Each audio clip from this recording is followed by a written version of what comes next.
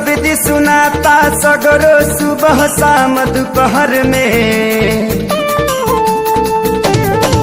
हाँ एक ही शब्द सुनाता सगरो सुबह शाम दोपहर में। बम बम गूंजाता देवघर में भोले बाबा के शहर में। बम बम गूंजाता देवघर में भोले बाबा के शहर में। गली चौक चौराहा सगरो देखा डगर डगर में। बम बम गूंजाता देवघर में भोले बाबा के शहर में। बम बम गूंजाता देवघर में भोले बाबा के शहर में।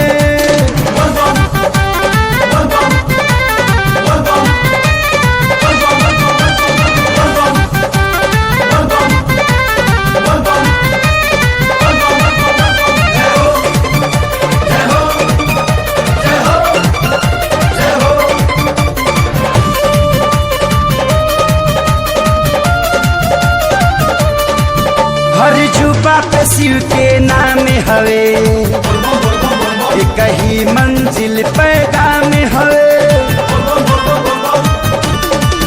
हर जुबा पे शिव के नाम हवे, एक ही मंजिल पैगाम हवे। शिव नाम से शक्ति बढ़ जाला, शिव का सुइया पर चढ़ जाला। घट घट बासी शिव कैलाशी राखे सबके नजर में।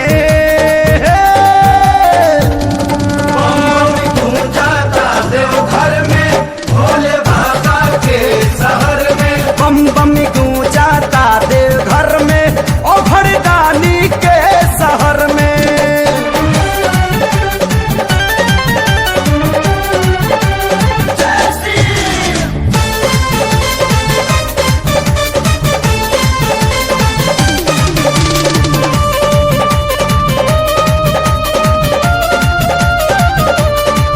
कांवर से दम पर दम निकले, दौरत घर से डाक बम निकले। कांवर से दम पर दम निकले, दौरत घर से डाक बम निकले। अब 10 दिशा 14 भुवन से हर हर बम बम बम निकले। डुबकी लगा के कांवरिया जय बोले गंगा लहर में।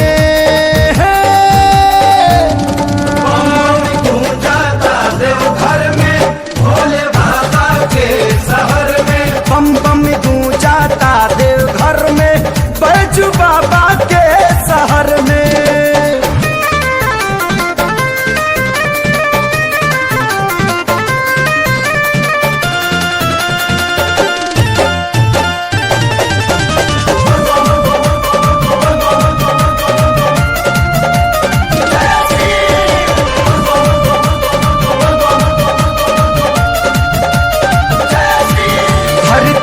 गगन बम बम बोले, 49 पवन हरदम बोले।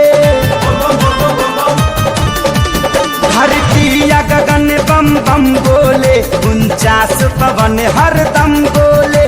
देवी देवता भी देवलोक से ओम नमः शिवाय छन छन बोले।